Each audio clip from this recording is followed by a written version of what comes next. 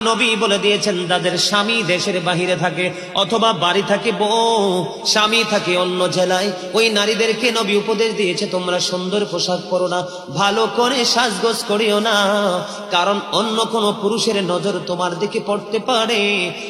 বন্ধু, নারীরা যত সাজগোজ যত সৌন্দর্য সবকিছু স্বামীর জন্য, অন্য কোন পুরুষকে দেখাতে পারবে না।